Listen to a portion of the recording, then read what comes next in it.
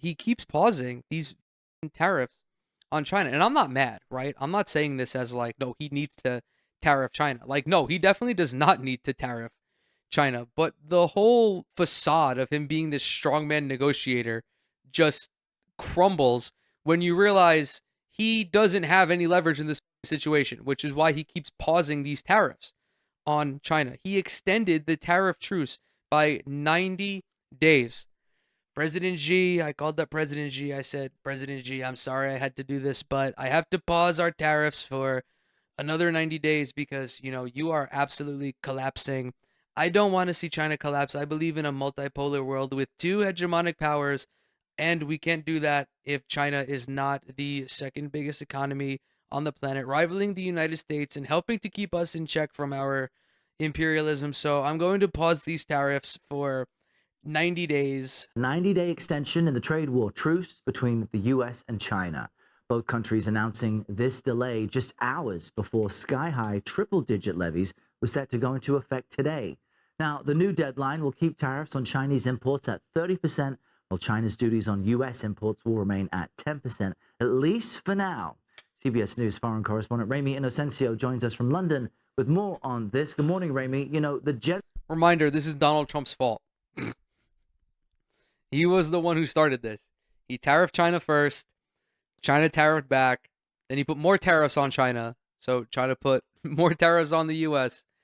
And then he's just extended the truce by like 140 days or whatever it was. I just truly do not understand his thought process. I don't understand why no one in his cabinet is like, buddy, what are you doing? You look like a fool. He's surrounded himself with too many yes men that they can't even say that he looks weak in this instance. That anyone with a fucking functioning brain sees Donald Trump conducting himself in this manner and is like, oh, he's very clearly losing these negotiations.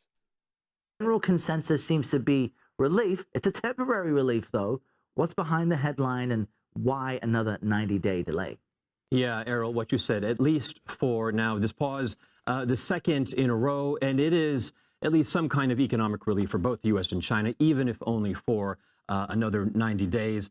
President Trump signed that executive order last night. Basically, he said that there are ongoing discussions and that Beijing, in his words in that order, is taking significant steps to address U.S. concerns. Now, he didn't give any detail on that, but at the White House, he did sound positive. Of course he didn't. We'll see what happens. They've been dealing quite nicely. The relationship is very good with President Xi and myself. I love President Xi so much. I'm teaching him how to play golf. You may not know this, but China has some of the best golf courses in the world. I jokingly said that we should tee off on the Great Wall one day. I think it would be a very good photo op for us both. Its own measured reaction. A foreign ministry spokesman said that Beijing hopes that Washington will strive for positive outcomes based on what he said was mutual benefit. And that mutual benefit, at least in the near term, right, is averting tariffs of over 100% against each other, 145% tariffs on Chinese goods, up to 125% Chinese tariffs on U.S. goods.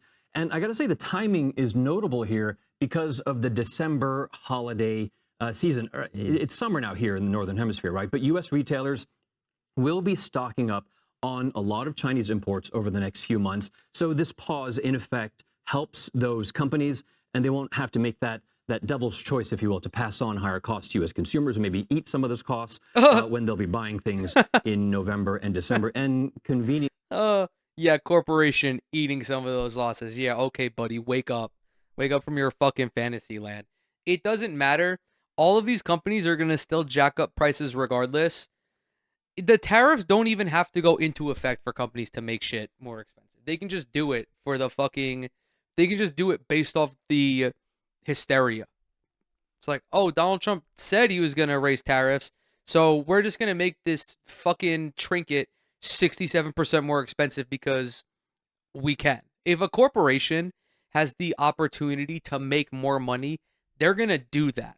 They're not just going to eat the cost unnecessarily. Errol, this pause expires November 10th, right when consumers are going to be looking at those store shelves wondering what to buy. It's a great point, Remy. And just in our last few seconds, where then do things stand on the possibility of a meeting between President Trump and Xi Jinping?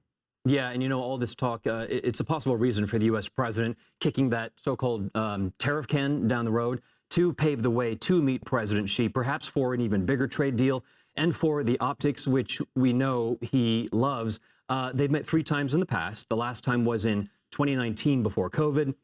It's this October or early November that we're looking ahead to. Trump could meet Xi in South Korea during a major economic summit of Pacific Rim countries known as APEC. He might also try to get to China before APEC, and each side has things that the other needs. The U.S. has semiconductors that China needs. They're smaller. I'd go to China to meet President Xi. President Xi, put me on a bullet train. I heard that the Chinese government sometimes reaches out to people online who are talking shit and they invite them to China and they show them all of this technology. I was thinking about being like an anti-Chinese grifter for a free trip to China so I could experience like high-speed rail and tremendous engineering and city building. The thing that I think bothers Trump most about this is that President Xi does not give a fuck about him. He does not give a fuck about the United States of America.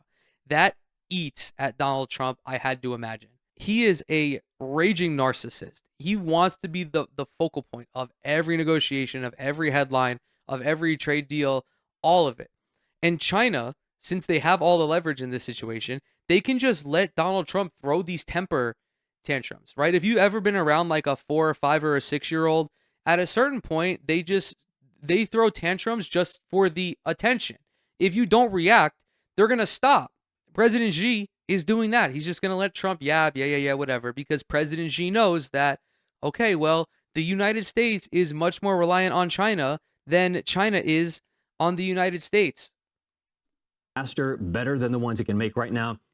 China has, we know, a near monopoly on rare earths used in phones, electric vehicles, and defense. And then the U.S. has soybeans that China needs to feed all of its livestock in order to feed its massive population. So that sets a table for possible talks. I'm sorry. That juxtaposition is fucking hysterical. China has a monopoly on rare earth minerals. China produces a tremendous amount of electronics and semiconductors, and the US has soybeans.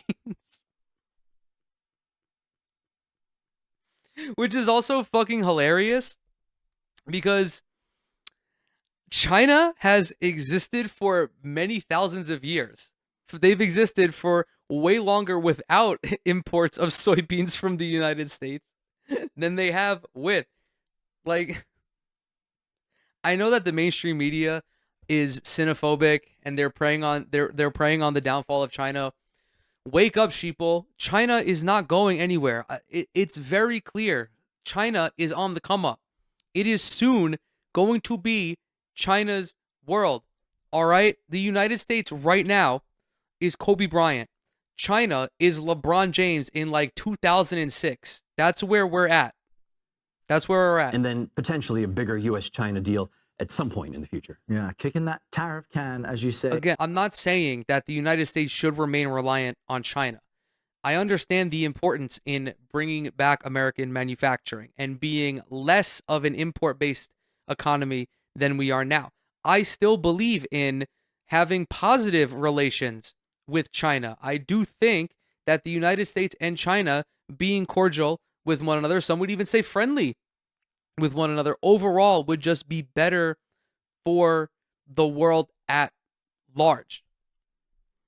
Obviously, when you talk about tariffs, or at least when I talk about tariffs, I don't think this is the appropriate way to do it. I would much rather see in large-scale industrial policy revitalize domestic manufacturing here in the United States first, and then tariffs later. But that is a 6, 7, 8, 10-year long project. It's not a fucking 6-month project.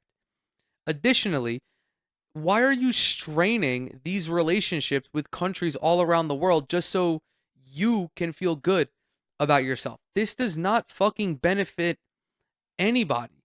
It doesn't even benefit all of the wealthy assholes that Donald Trump is surrounding himself with. The only marginal benefit I can see for them is he says some dumb shit about tariffs. The market tanks. All of his rich asshole friends buy up all the stock, and then he reverses that decision. The stock goes back up. But even now, Wall Street is not as reactionary when he says this dumb shit. So it's like, who is this for?